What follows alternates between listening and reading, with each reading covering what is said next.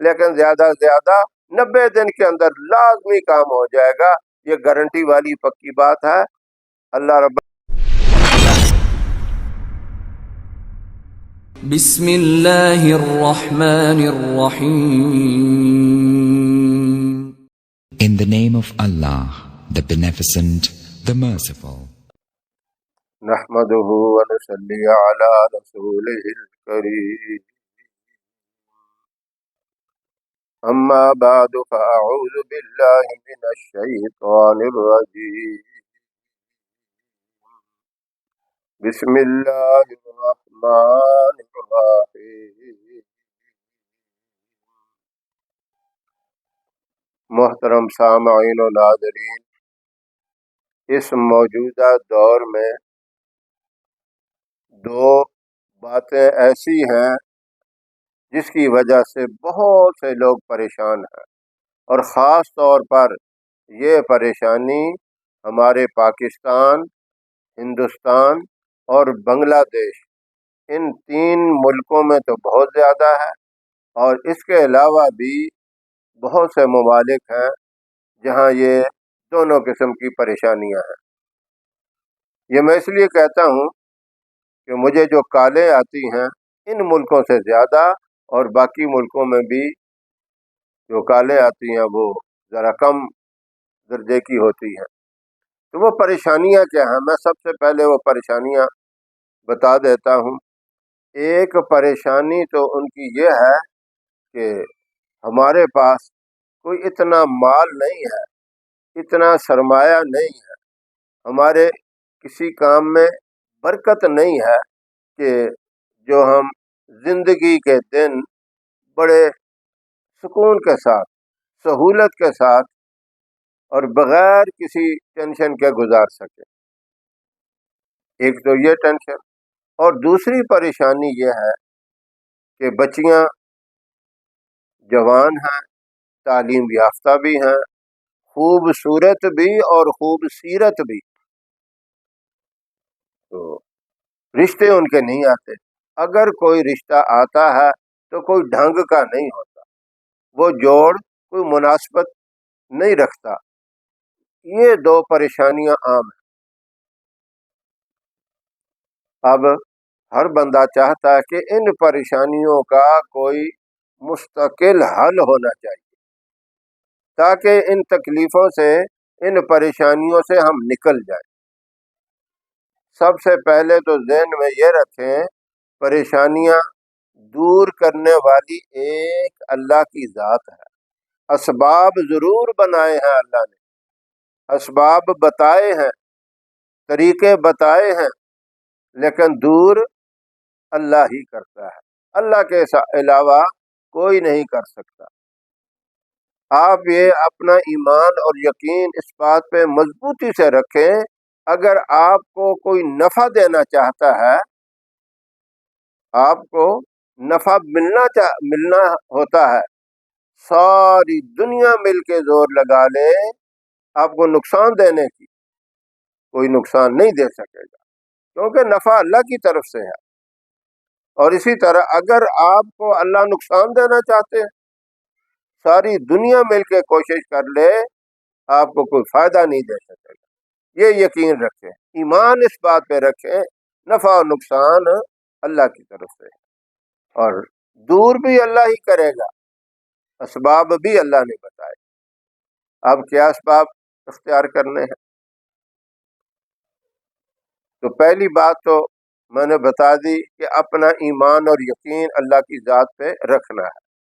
پھر اللہ سے ہی مدد طلب کرنی ہے. ہم پڑھتے ہیں نا نماز میں، ایاک نعبد و ایاک نستعین، اے اللہ ہم تیری ہی عبادت کرتے ہیں اور مدد بھی تجھ سے ہی طلب کرتے ہیں. یہ صرف کہنے کی حد تک نہ ہو، نماز کے اندر پڑھنے کی حد تک نہ ہو، بلکہ یقین ہو اس بات کے اللہ کے سوا کسی کی عبادت نہیں کرنی، کسی کو اپنا حاجت روا، مشکل کشا اور اپنا خالق اور مالک نہیں تصور کرنا، صرف اللہ ہی کی ذات کو سمجھنا ہے. اور اس کے لیے آپ نے اللہ سے مدد کیسے طلب کرنی ہے؟ یا حیو یا قیوم بے رحمت کا استغیث، یہ وظیفہ آپ نے ہر نماز کے بعد صرف 11 دفعہ پڑھنا ہے، اول آخر ایک ایک دفعہ درود شریف کے ساتھ۔ درود پاک پورا درود ابراہیم ایک ایک دفعہ جو ہم نماز میں پڑھتے ہیں یہ پڑھیں، اور یا حیو یا قیوم بے رحمت کا استغیث، اس کے معنی کو سمجھ کے پڑھیں۔ حی کہتے ہیں جو ہمیشہ سے زندہ ہے، ابتدا سے، اور ہمیشہ زندہ رہے گا، اور یا قیوم اور قائم بھی وہی رہے گا، یہ ذہن میں رکھنا ہے۔ اللہ کے علاوہ اور کوئی ایسی چیز ہے ہی نہیں ہے، کوئی ایسی ذات ہے ہی نہیں ہے جو ہمیشہ سے زندہ ہو اور ہمیشہ ہی رہے، ایک اللہ ہے۔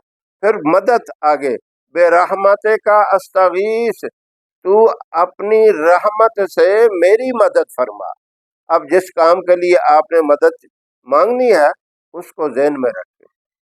روزگار کا مسئلہ ہے، تنگی ہے، تو اس کو ذہن میں رکھیں، اور بچی یا بچے کی شادی کا مسئلہ ہے تو اس کو ذہن میں رکھیں، اور دونوں مسئلے ہیں تو دونوں چیزوں کو ذہن میں رکھ کے ہر نماز کے بعد 11 دفعہ پڑھیں۔ یہ ایک چیز ہو گئی۔ اور دوسری چیز، یہ وظیفہ آپ نے جب بھی شروع کرنا ہے تو جمعے کے دن سے شروع کرنا ہے، اور یہ وظیفہ 4 جمعے مسلسل کرنا ہے۔ ربیع الاول کا ایک جمعہ مل جائے یا اس کے 2 مل جائے ٹھیک ہے، یہ زیادہ افضل ہے۔ اب ربیع الاول کا مہینہ ہی چل رہا ہے، 2025 ہے، ربیع الاول کا مہینہ ہے، تو اس میں ابھی غالباً 2 جمعے ہیں، یہ مل جائیں گے، ایک بھی مل جائے ٹھیک ہے، لیکن یہ وظیفہ اب جو جمعے کے دن ہے یہ عصر کی نماز کے بعد کرنا ہے۔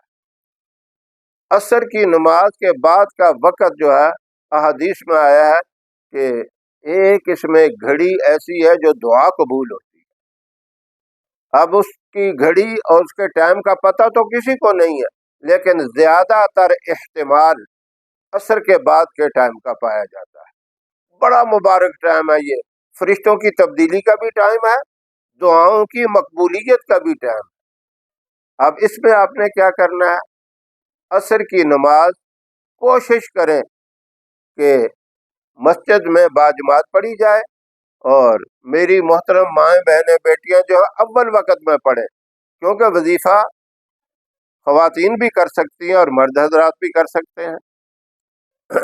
کوئی بھی پریشانی ہے، گھر کے جتنے بھی بڑے افراد ہیں سارے کر سکتے ہیں، آپ کے بچے کر سکتے ہیں، خود کریں، اپنے گھر والوں سے کہیں، بچیوں سے کہیں، جتنے کریں گے اتنے ہی زیادہ۔ یہ نہیں ہے کہ بس گھر میں ایک ہی بندہ کرے تو کافی نہیں ہے، پھر بھی اس کی برکات ضرور ہیں، ایک بھی کرتا ہے اس کا بھی فائدہ ہے، لیکن سارے کریں گے تو اور زیادہ فائدہ۔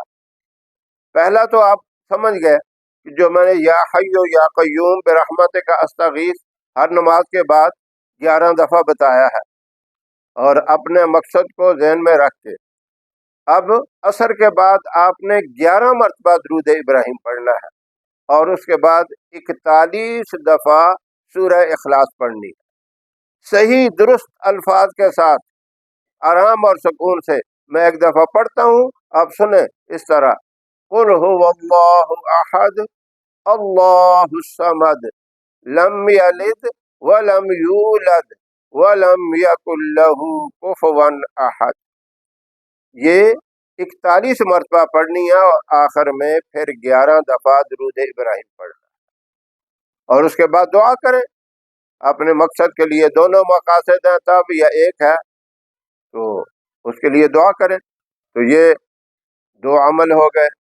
انشاءاللہ آپ کا کام 90 دن کے اندر اندر ہو جائے گا۔ میں یہ نہیں کہتا کہ فوراً ہی رشتہ آ جائے گا، کام ہو جائے گا، جس کو کہتے ہیں ہم چٹ منگنی تے پٹک ویا، پنجابی میں جو یہ کہتے ہیں، ایسا کوئی کام نہیں ہے کہ آپ نے وظیفہ کیا، آپ کے تکیے کے نیچے ساری دولت آ گئی، یا اوپر سے اللہ نے گرا دی، ایسا کوئی نہیں ہے۔ 90 دن کے اندر اندر انشاءاللہ آپ کا کام گارنٹی سے ہو جائے گا، یہ پکی بات ہے۔ آپ یہ نہ کہیں کہ آپ نے کہاں سے وظیفہ بتا دیے۔